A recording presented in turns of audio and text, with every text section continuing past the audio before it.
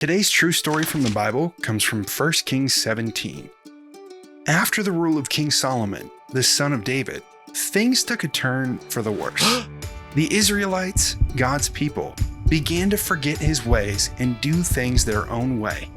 Eventually, things got so bad that Israel split into two kingdoms, the northern kingdom called Israel and the southern kingdom called Judah. God didn't abandon his people. He sent messengers called prophets to guide them back to him. These prophets had a special job to share God's messages with the people, urging them to return to him and warning them about what would happen if they didn't listen. One prophet was named Elijah. God spoke through Elijah, telling him to deliver a message to King Ahab of Israel. Elijah warned that a terrible drought was coming, with no rain for years.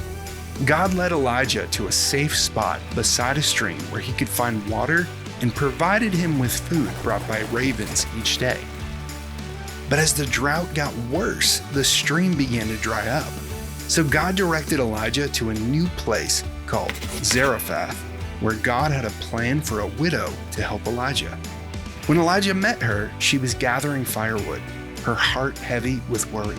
She only had a handful of flour and oil left to make one last meal for herself and her son before they would be out of food.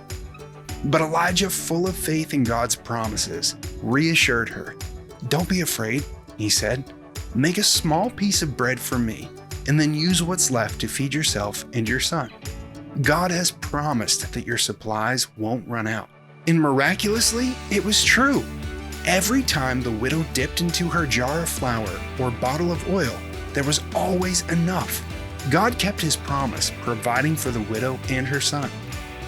Sometime later, the widow's son got sick and died. Heartbroken, she turned to Elijah. Elijah took the boy, prayed to God, and miraculously, the boy came back to life. Overwhelmed with thankfulness, the widow declared Elijah a true man of God. God showed his faithful love and provision to Elijah and to all of his people, just as he had promised. Then hundreds of years later, God provided what we all needed the most. Jesus would provide a way for God's people to have a relationship with him.